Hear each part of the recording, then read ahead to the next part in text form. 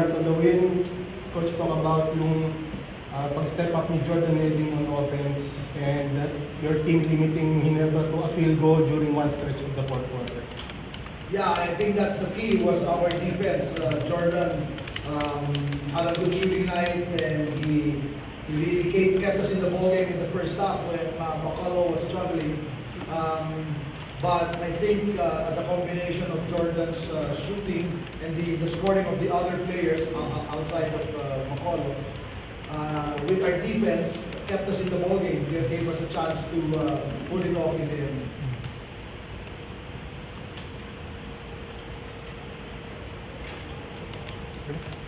Coach, congratulations sa nung game 3, parang yung issue was yung lack of production ng locals.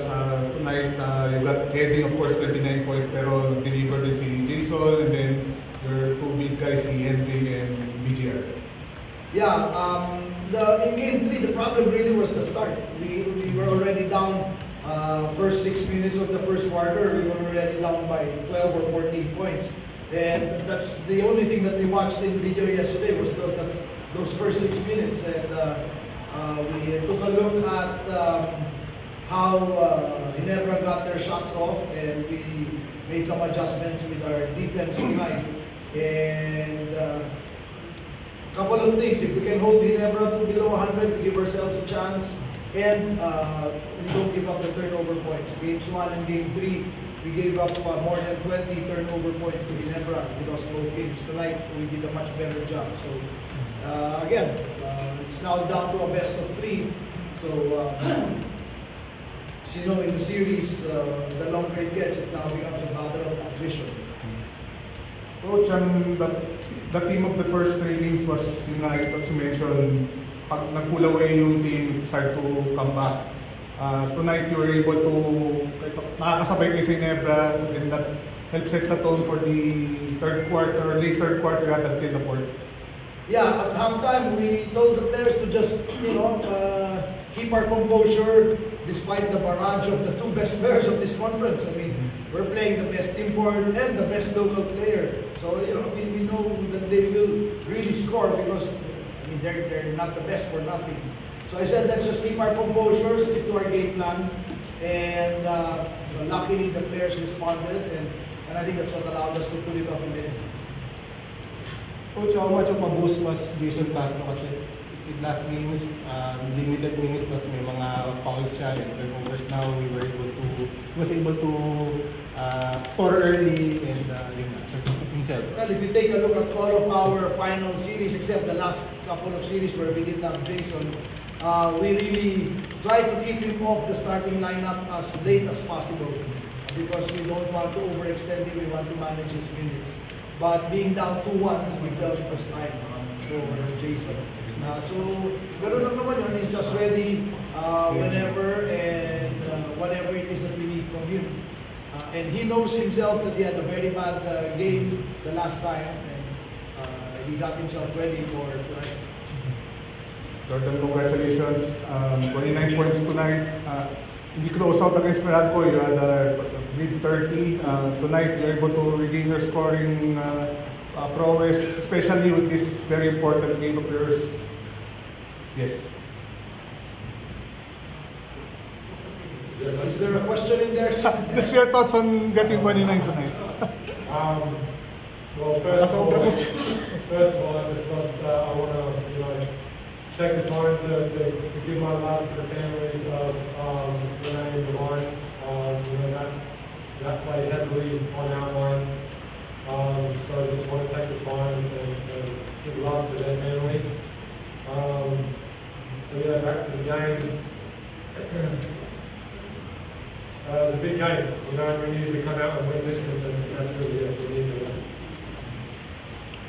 Yeah, just to come off Jordan's message. We see those guys, well, not too much Rene, but Divine. The past 2 years, we see them almost every day because we practice in the same facility, we lift weights in the same gym. So, I don't know if you saw my story yesterday, my Instagram story. It was really surreal. Stepping into the Moro Lorenzo court and the gym without Divine. So, good morning, coach, greeting right there. So, Really glad that Jordan brought it up because he's right. It was something that we discussed also as a team. Coach, ano nandun, how would you guys support Coach Sandy? Kasi syempre Coach Sandy is a big part of natin yung coaching staff as well. So paano yun? Well, he's no longer in the part of the Ateneo coaching staff, but still we allowed him to leave practice yesterday. He was constantly on the phone and actually asked to report to the university president. And then today also in our pre-game, he was with the team when they paid their respects. So we gave him a lot of time and then we told Coach Sandy not to worry about his responsibilities first with okay next, because for us that's more important. There are a lot of things more important than a championship series, and that's one of them. So we allowed him to take his time, and in fact he came barely, just as the game was about to start. Coach, just going back to the game, RJ already had 17 in the first half and then I think he was limited to just 4 points in the second. Ano ginawa niyo adjustment ni RJ and talk about the luxury of getting to switch, yung may mga wings ka, mga bigs ka na are agile enough to stand for the with RJ with the game. Well, we just give him different looks. We put different players on him so that he doesn't get comfortable. But seemingly it doesn't matter. As long as he sees the rim, he's making the 3 or the 4-point shot. But still, like I said, we just wanted to keep our composure. As long as there wasn't an open look, it was challenged. That's really the best we can do, right? Is to bother and challenge his shot. And if he makes it, he makes it. And like I said, the great offensive players like RJ and Justin, there's really very little you can do against those guys. Coach, may konti bang concern na Calvin struggled again offensively? And adding to that, Coach, how were you able to patch things up with Calvin after game 3? It was nothing to match up. It was just a question of showing him sitting down, watching video, and showing him where the opportunities are, how the other team is defending him, and just giving him more opportunities in our scheme of things. Coach, yun nga yung bad shooting night again for him tonight. Is that a concern for you heading into game 5? Or game 6? Game 5. I thought Calvin played excellent defense. He was the first guy we put in to guard Scotty, and then he had a lot of time as well on RJ. So when you defend a guy like that, it really takes a toll on your defense, on your offense. So there's just that balancing act that we always have to wage. Just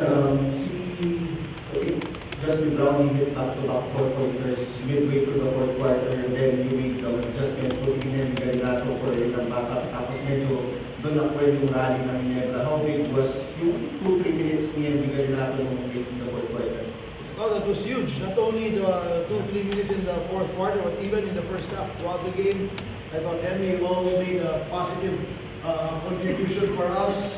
Oh yeah, he was a plus, net plus. So in the end, we have to get players stepping up, and the guys who are asked to do the role, they have to do the role, and everybody else. There's no 1 or 2 players who can win a series. It's got to be a collective effort. Any more? Congratulations. Shaking. Excellent para last game. Sabi ko last game, excellent, di ba? Exceptional, excellent. Excellent. Okay, with that, thank you Coach Chol and Jordan Edwin. TNT wins game 4. Pinapahama po ako pala. Tapos